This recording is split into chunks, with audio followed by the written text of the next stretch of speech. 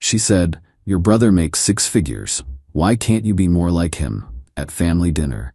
I smiled and said, "Good question." Then I called my brother. He drove 3 hours to tell her exactly why he'd never date someone like her. Her silence was deafening. I, 28 male, was cutting into my steak when my girlfriend 26 said it. We were at my parents' house for Sunday dinner. My brother, 31, my parents, my girlfriend, and me. She'd been living in my apartment for 8 months, rent-free, because her freelance graphic design career was building momentum. My brother had just mentioned getting promoted to senior software architect, making $140,000 now. Good for him. He earned it. My girlfriend set down her wine glass. "Third one tonight," looked directly at me. "Your brother makes 6 figures. Why can't you be more like him?" The entire table froze. My mom's fork stopped midair. My dad's eyes went wide. My brother looked like he'd been slapped. I put down my knife and fork, very carefully, smiled. "Good question." Pulled out my phone, called my brother. Even though he was sitting 6 feet away, he looked confused but answered. Yeah? "My girlfriend wants to know why I can't be more like you. Can you tell everyone here why you'd never date someone like her?" "What are you? Seriously. Answer the question. Why would you never date her?" The table exploded with shocked noises. My girlfriend's face went from confused to horrified. "What the hell are you doing?" she hissed. My brother stared at her, then at me. Something clicked in his eyes. "You really want me to answer that?" "In detail. Please." He set his phone down, leaned back in his chair, looked directly at my girlfriend. "Because I'd never date someone who hasn't paid a single dollar in rent for 8 months, who works maybe 10 hours a week but calls it a career, who spent $900 of my brother's money last week on a girl's weekend while he ate ramen." My girlfriend's face went bright red. "How do you?" "Because he tells me everything. Every time you spend his rent money on brunch, every time you forget your wallet, every time you make him feel small for having a normal job." "That's private?" "Not when you humiliate him at our parents' dinner table." My brother stood up, tall, imposing. "You want to know why he can't be more like me? Because I'd never let someone use me as a wallet while treating me like I'm worthless." "I don't use him." "Really?" My brother pulled out his phone, started scrolling. "September through now, he spent $22,400 on you. Rent, food, your car insurance, your phone bill, your credit card payments, that trip to the resort, the spa days, the..." "Stop! That's $2,800 a month on someone who contributes nothing and apparently thinks he's inferior." My girlfriend looked around the table desperately. "This is insane. I love him." "You love his bank account," my brother said flatly. "There's a difference." She turned to me. "You're just gonna let him attack me?" "You attacked me first. He's just finishing it." "I didn't attack you. I asked a question. You compared me to my brother like I'm defective. At my parents' table, in front of my family." My mom finally spoke. "Honey, I think you should leave." My girlfriend's mouth dropped open. "What?" "You heard her," my dad said quietly. "You should go." "I came with him." She pointed at me. "Then you should call a ride," I said, "because I'm staying for dessert." She stared at me, then started crying, the ugly mascara running kind. "You're breaking up with me? Here? You disrespected me here. Seems fitting." "This is cruel." "What's cruel is 8 months of you treating my apartment like a free hotel while complaining I don't make enough." She grabbed her purse, looked around for someone, anyone, to take her side. Found no one. "Your whole family is toxic." She stormed toward the door, stopped, spun around. "And for your information, I've been talking to someone else anyway. Someone who actually has ambition." My brother laughed. Actually laughed. "And there it is."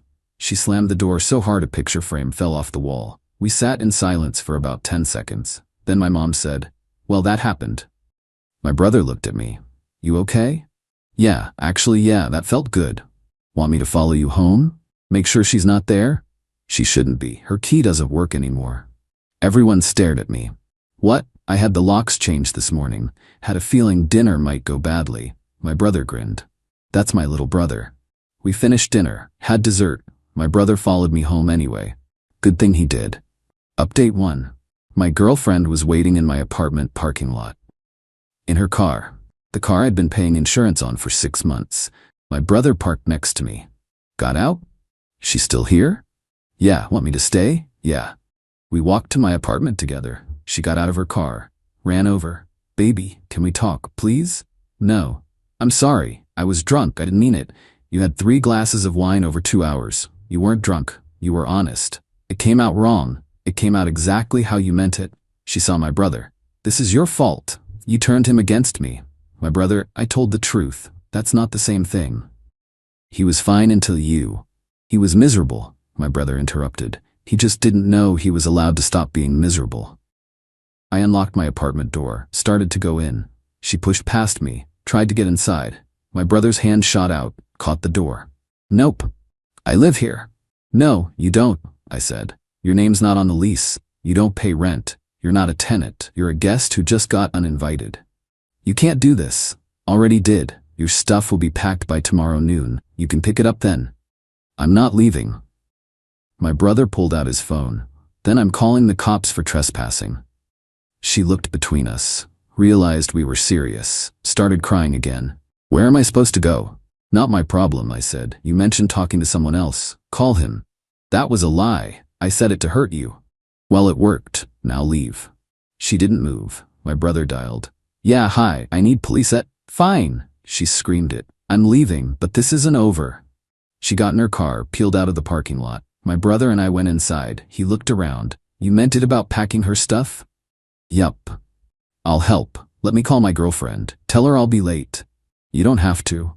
Shut up. I'm helping. His girlfriend showed up an hour later with boxes, tape, and markers. The 3 of us packed everything of my ex's. Clothes, toiletries, makeup, books, the random junk she'd accumulated. Took 4 hours, filled 23 boxes. My brother's girlfriend, she had all this stuff and paid nothing? Nothing, I confirmed. Wow, that's bold. We stacked everything in the living room. My brother took photos. Documentation, in case she claims you kept anything. Smart. I've been through this before. Ex-girlfriend, different situation, same entitlement. They left at 2 a.m. I changed all my passwords. Netflix, Hulu, Amazon, Spotify, everything. Realized she'd been using my accounts for everything. Checked my credit cards. Found charges I didn't recognize. Recent ones. $340 at a boutique yesterday. $180 at a spa Friday. $90 at a restaurant Thursday. I was at work. She'd taken my card. Without asking, I reported it as fraud, got the card canceled. Bank said they'd investigate. Went to bed at 4 a.m. Didn't sleep much. The next morning, 11:30 a.m., she showed up. With her mom and her 2 best friends. I opened the door with my phone recording. Her mom launched immediately. You can't just throw her out. She lives here. She doesn't. She's not on the lease. She doesn't pay rent. She's a guest who's leaving. That's illegal. No, it's not. My brother's girlfriend is a lawyer. She confirmed it last night. Her friend won. You're really going to abandon her over one argument? Not one argument. 8 months of her using me while secretly resenting me. The argument just made it impossible to ignore. My ex, I don't resent you, I love you. I pulled up my bank statement on my iPad, showed them the totals. $22,400 in 8 months. Her mom went pale. My ex, those were our expenses. Couple share expenses. Couple share, I paid everything, you paid nothing. That's not sharing. I was building my career. You work 10 hours a week for 3 clients. That's not a career. That's a hobby I was funding. Her friend too? This is cruel. She has nowhere to go. She mentioned talking to someone else last night. Call him. My ex, that was a lie. Then you lied to hurt me. Either way, we're done. Her mom tried another angle. What about all the time she invested in this relationship? What time? She didn't cook, didn't clean, didn't contribute. She lived here rent-free while I worked, and she brunched. My ex started crying. You're making me sound terrible. I'm stating facts. Your stuff is in the living room. You have until noon. It's 11:52. They started loading boxes, complaining the whole time. Her mom kept muttering about lawyers. Call them, I said. My documentation is impeccable. At 12:15 p.m., the last box was loaded. My ex tried one more time. I'm sorry, really, can we please try again? No. Why not? Because you revealed who you really are. You can't unreveal that. People make mistakes. You didn't make a mistake. You told the truth. I'm just finally listening. They left. I closed the door, locked it, stood in my empty, quiet apartment, called my brother. She's gone. How'd it go? Her mom threatened lawyers. Let her. She's got nothing. Thanks for last night for everything. That's what family does. But I was wrong. It wasn't over. Update 2. The week after she moved out was chaos. Monday, 38 calls from her number. I blocked it. She called from her mom's phone. Blocked that. She called from her friends' phones. Blocked them all. Tuesday, she showed up at my work. I work in finance, mid-level analyst role. $68K a year. Not my brother's salary, but solid. She cornered me in the lobby during lunch. We need to talk. No, we don't. I'm not leaving until you hear me out. I called building security. They escorted her out. She screamed the whole way. My manager called me in. What was that about? Ex-girlfriend. We broke up. She's not handling it well. Is this going to be a problem? No, I'll handle it. See that you do. Great. Now my job was involved. Wednesday, she started posting on social media. Long posts about financial abuse and narcissistic exes and being abandoned when you need someone most. Didn't name me. But everyone knew. Comments poured in supporting her. People I'd never met calling me trash. My brother saw it. You want me to respond? No. Let her dig her own grave. You sure? Yeah. People who know us know the truth. Thursday, her mom called my mom. My mom called me after. Her mother is insane. What did she say? That you financially abused her daughter, that you trapped her with promises then threw her out, that you owe her for wasted time.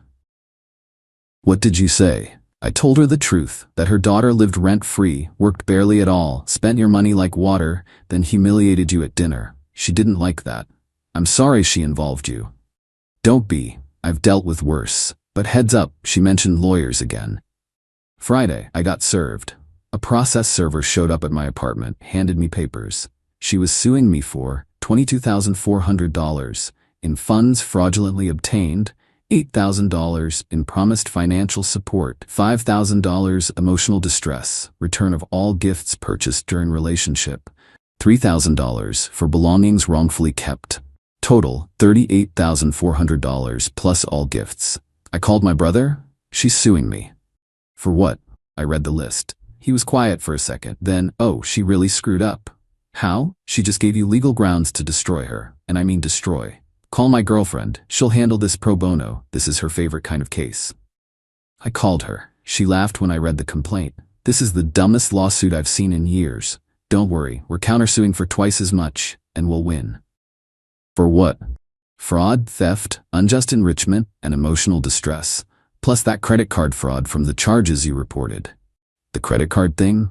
Bank confirmed 3 charges made while you were provably at work. That's felony fraud. She's looking at criminal charges if she pushes this. Holy hell.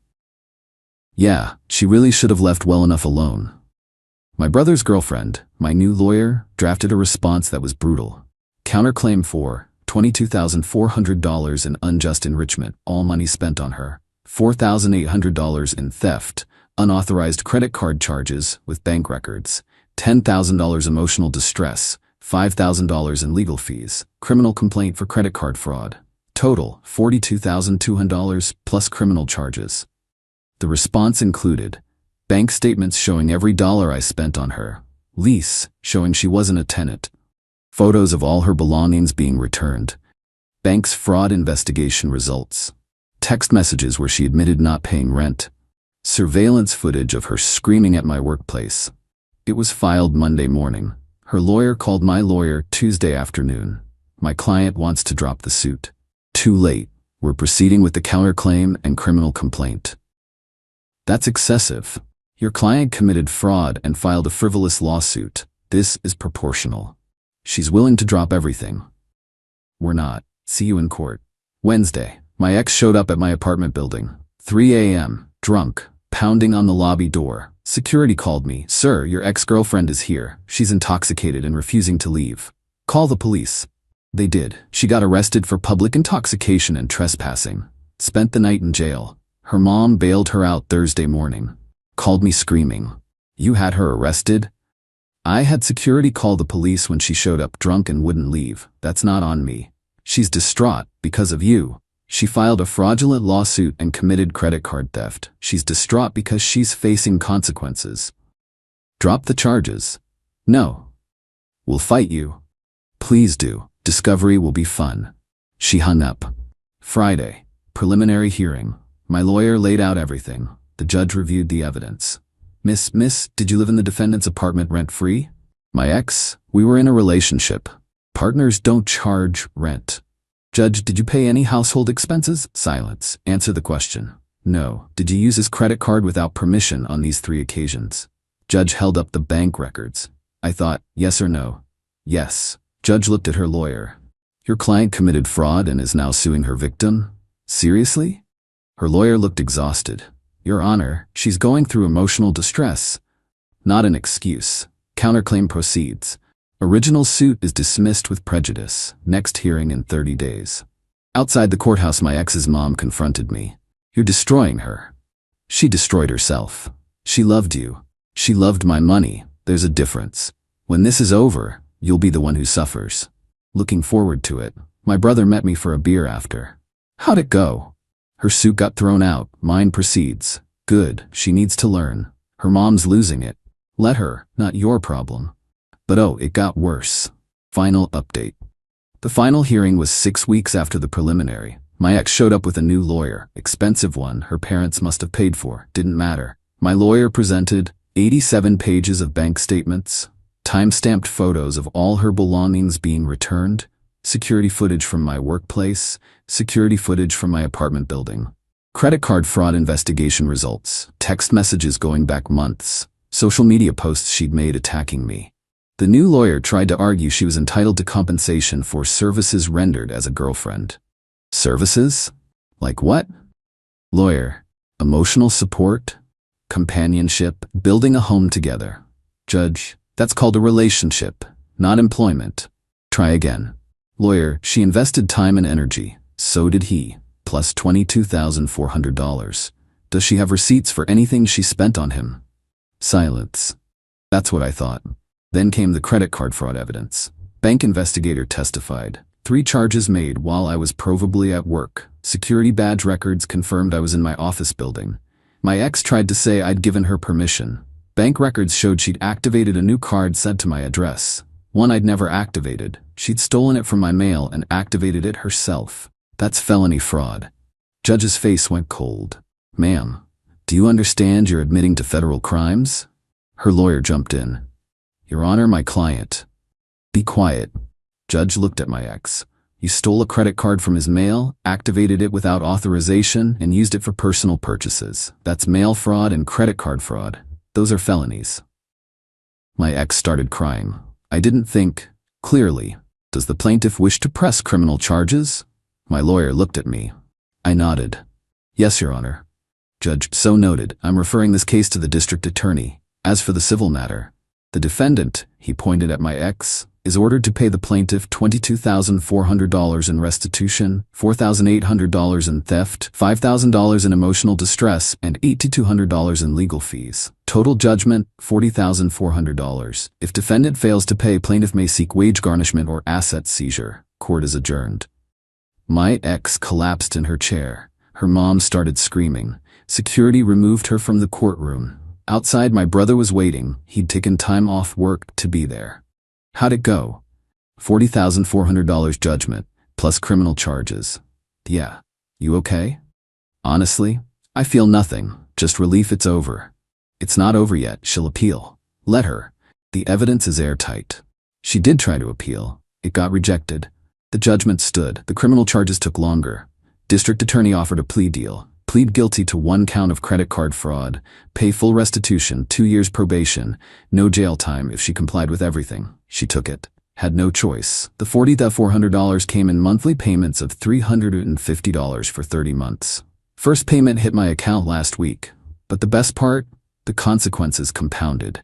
Her freelance graphic design career imploded. Clients saw the public records. The fraud conviction dropped her. She had to get a regular job. Retail, making $15. Her parents cut her off financially, told her to grow up. She's living with a roommate now. Tiny apartment, total opposite of my place she'd been freeloading in. Her social media never recovered. Once the court records went public, everyone who'd supported her turned. Comments on her posts went from "you deserve better" to "you committed fraud." She deleted everything. Went dark. Her mom tried one last time to contact me. Left a voicemail. You've ruined her life. I hope you're satisfied. I didn't respond. My brother heard it. You know what's funny? What? She ruined her own life. You just stopped subsidizing it. True. As for me, the $40,400 is coming in monthly. Using it to rebuild my savings account she'd drained. My brother helped me get connected with a recruiter at his company. Different department, different role. Project coordinator position. Not his salary, but better. 79Kers, starting next month. The Sunday dinner where everything exploded was 3 months ago. Feels like years. We still do Sunday dinners, every week. Just family now. No girlfriends until I'm sure. My mom makes jokes about it now. Remember when that awful girl asked why you couldn't be more like your brother? Mom. What? It's funny now, you got $40,400 and a better job out of it. She's not wrong. My brother and I are closer than ever. He helped me through the legal stuff, the emotional stuff, everything. Last Sunday, over dessert, my dad said something that stuck. You know why she asked why you couldn't be more like your brother? Why? Because she couldn't see you were already exactly like him. Strong, loyal, principled. You just needed a reason to show it. My brother raised his glass. To my little brother, who finally stopped letting people walk all over him. We clinked glasses. My mom, and to never bringing someone like that to dinner again. Agreed. The girl who compared me to my brother is now paying me $1,350 a month for the next 2.5 years, has a fraud conviction on her record, lost her career, and lives in a tiny apartment with a roommate. My brother drove 3 hours that night to defend me. Set off a chain reaction that led to this. Best question anyone ever asked me, why can't you be more like him? Because I already was. I just needed to remember it, and she paid $40,400 to remind me. Worth every penny.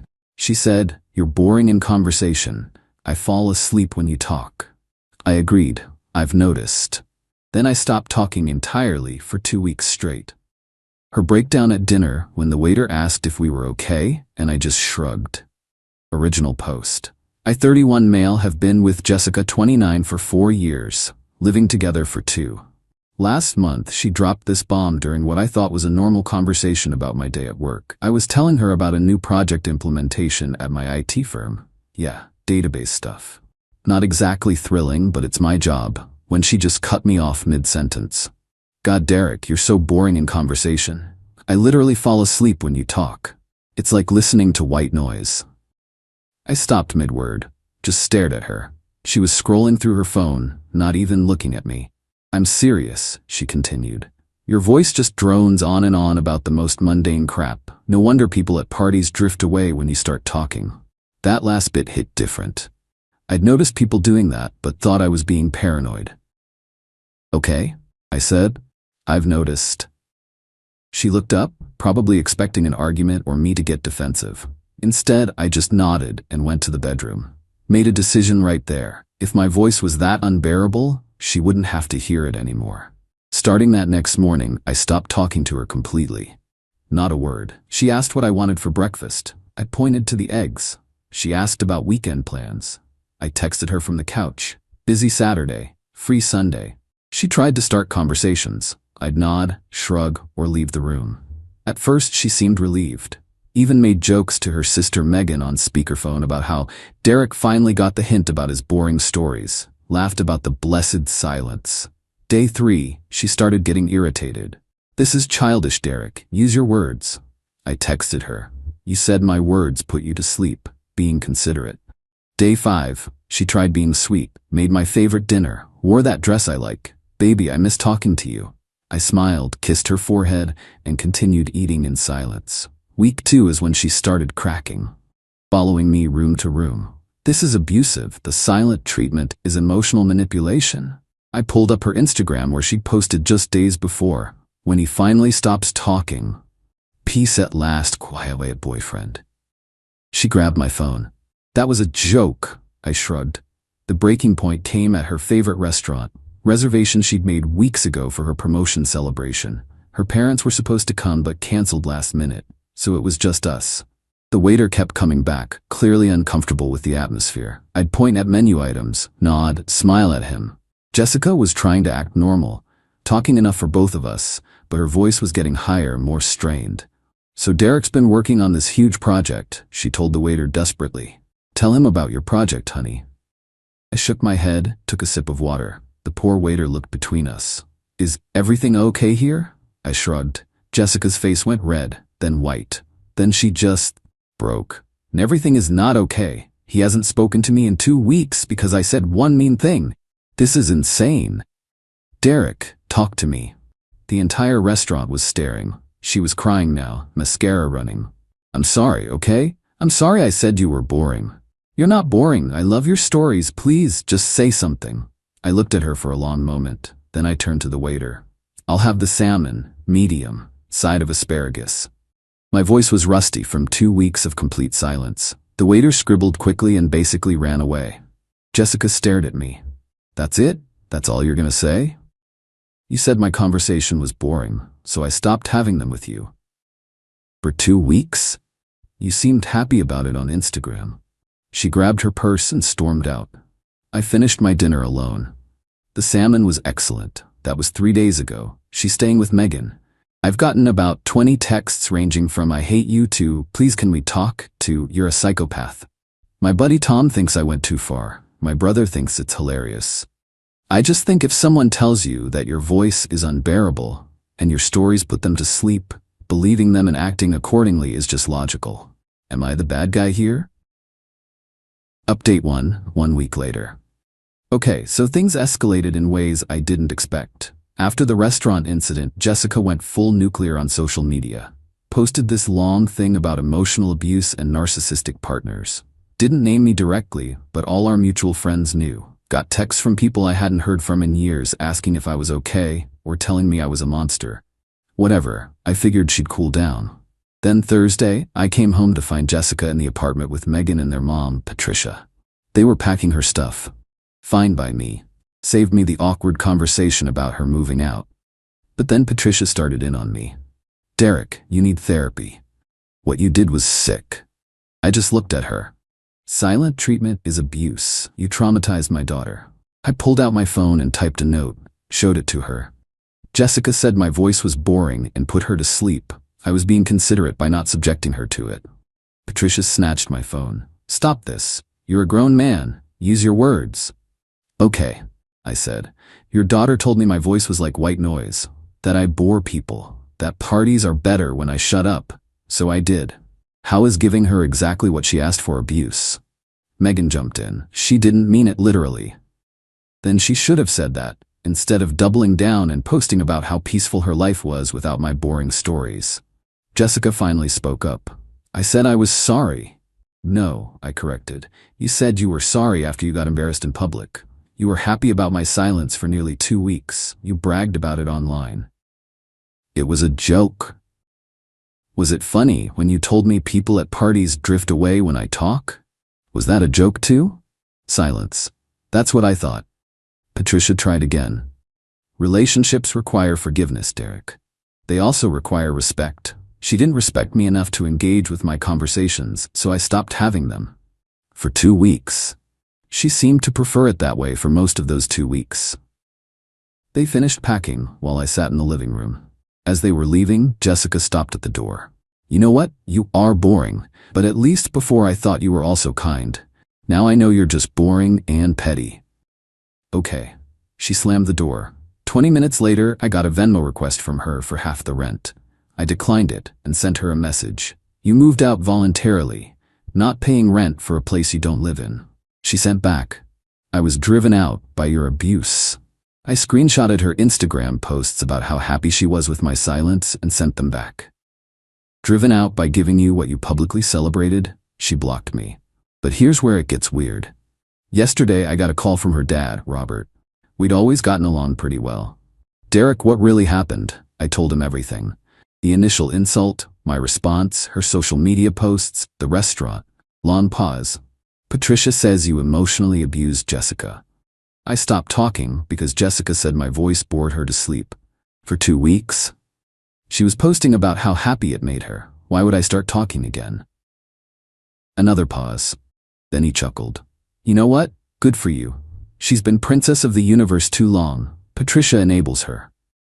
Robert? No, I'm serious. Jessica called me crying about how you wouldn't talk to her, but when I asked why, she kept changing the story. First you were mad about constructive criticism, then it was just a joke, then you were controlling. The story kept shifting. I just gave her what she asked for. And she couldn't handle getting what she wanted. Classic Jessica. She did the same thing to her ex, told him he was too emotional, so he stopped sharing feelings with her. Then she complained he was distant. This was news to me. Look, he continued, I love my daughter, but she needs to learn that words have consequences. You didn't yell, didn't call names, didn't do anything except stop doing the things she complained about. If that breaks her, that's on her. We talked a bit more. He mentioned that Jessica was already on dating apps, showing Megan matches and saying she needed someone more exciting. Give it 2 months, Robert said. She'll realize that boring and stable isn't the worst thing. But don't take her back. Wasn't planning on it. Here's the thing. I'm already feeling better. I joined a D&D group. Yeah, peak boring I know, and everyone seems engaged when I talk about character builds and campaign stories. Started going to trivia nights at a local bar. Turns out, people actually like my random knowledge about random stuff. My apartment is quieter now, but it's a good quiet. Not the walking on eggshells wondering if I'm being too boring quiet. Oh, and plot twist. Got a text from Megan last night. Jess is driving me crazy talking non-stop about her feelings. I get why you went silent now. She literally never shuts up about herself. How did you last 4 years? I didn't reply, but I did laugh. Update 2. 3 weeks later. So, the entitlement reached levels I didn't think were possible. Remember how Jessica blocked me everywhere? Well, that lasted about a week after my last update. Then came the text barrage from a new number. We need to talk about apartment stuff. You're being petty about the rent. I have mail there. My name is on the lease too. That last one was interesting because while her name was on the lease, she'd also texted me that she was never setting foot in that prison again. I screenshot everything these days. I replied once, mail is in a box in the lobby. You removed yourself from the apartment. I was forced out by your silence. I didn't respond. Then things got dumb. She somehow convinced our landlord that I was preventing her from accessing her legal residence. Mr. Peterson called me, confused. Derek, Jessica says you changed the locks?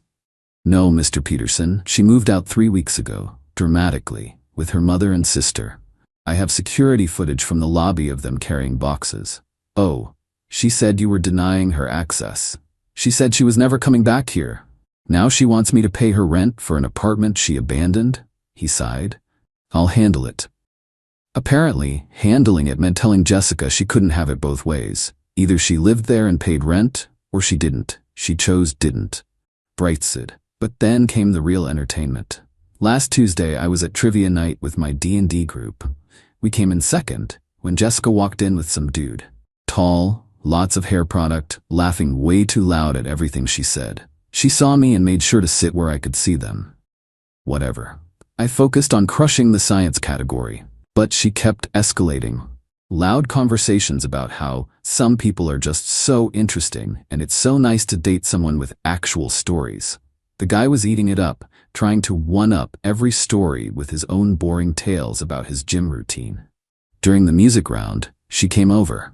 Hey, I looked up from my answer sheet. This is Brad. Brad, this is my ex who didn't speak to me for 2 weeks because I gave him constructive criticism. Brad tried to look tough. Sounds pretty weak, bro. I looked at him, then at her, then back at my sheet where I was writing the answer to a question about 80s music. Your turn, my teammate said.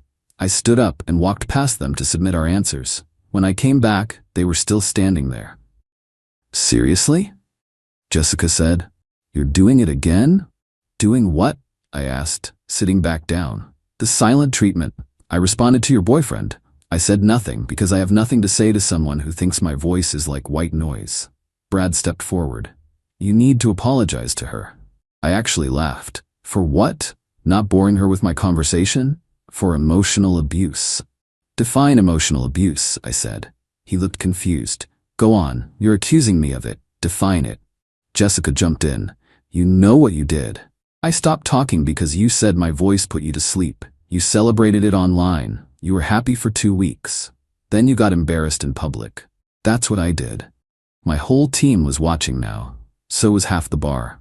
You're such an asshole, she hissed. Maybe, but at least I'm a quiet one.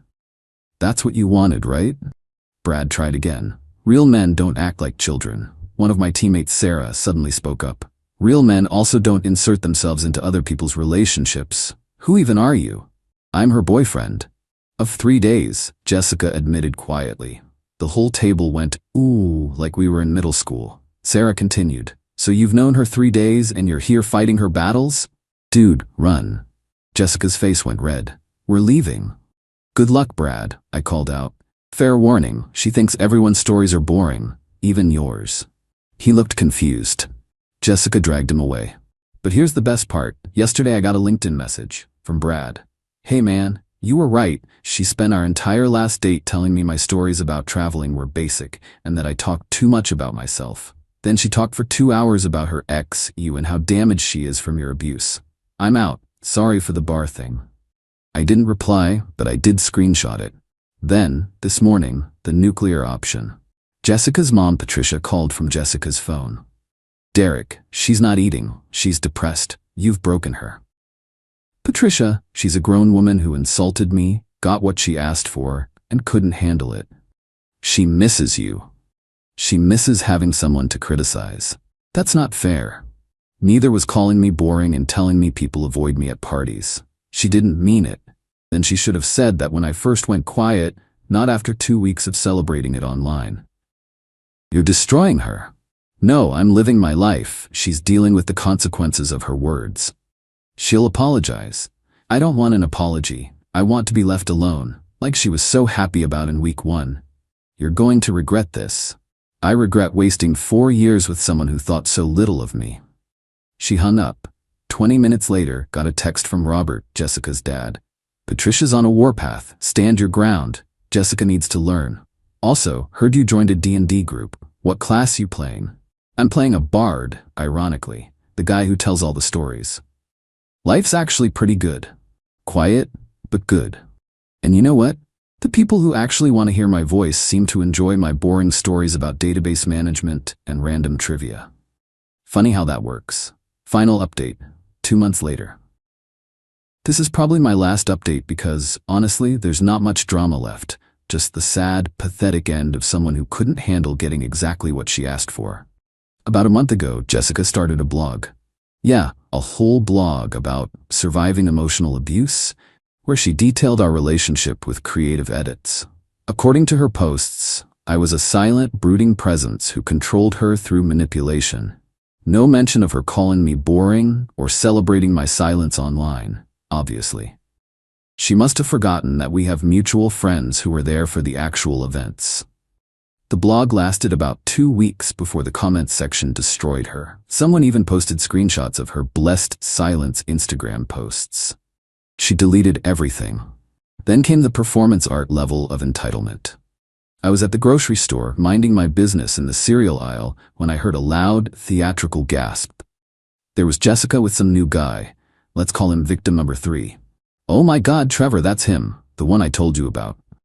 I kept looking at cereal, she stage whispered. He traumatized me with his silence. I can't be here. But instead of leaving, she got closer. Trevor, protect me. Poor Trevor looked like he wanted to disappear. Jess, he's just buying cereal. You don't understand the psychological damage he inflicted. I picked up my Honey Nut Cheerios and started walking. She followed. 2 weeks, Trevor? He didn't speak for 2 weeks. I stopped, turned to Trevor. She told me my voice was like white noise and that I bored people to sleep. So I stopped talking. She posted online about how happy it made her. Then got mad when I wouldn't stop being silent. Trevor looked at Jessica. Is that true? He's twisting it. I pulled out my phone, showed him one of her Instagram screenshots I'd saved. The piece at last one. Trevor read it. His face changed. Jess, this says you were happy about it. It was a joke. I shrugged and walked away. Heard them arguing all the way to checkout. A week later, Megan texted me. Jessica is now saying you stalked her at the grocery store. Also, Trevor dumped her. She spent the last 3 days at my place crying about how all men are trash. I'm about to lose it. How is this my life? I didn't respond, but I felt for Megan. The last straw came 2 weeks ago.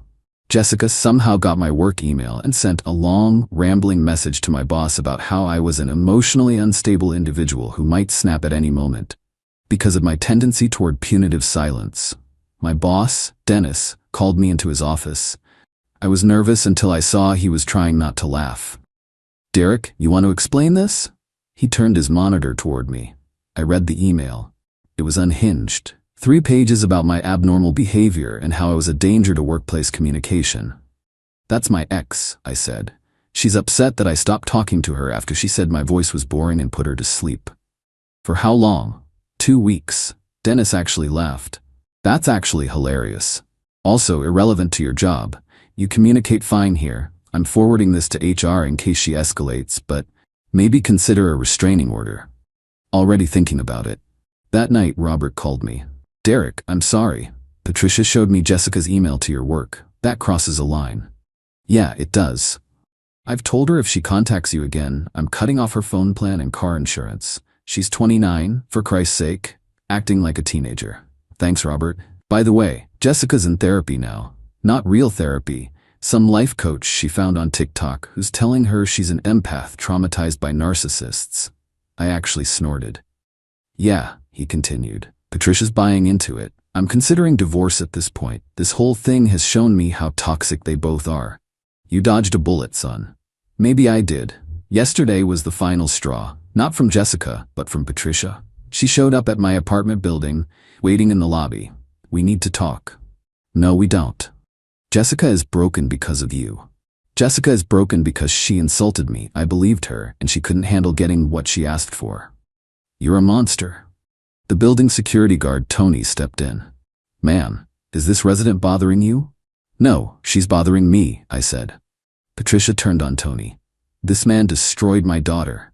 Tony, who'd seen the whole Jessica moving out drama on the security cameras, just said, "Ma'am, you need to leave or I'm calling the police."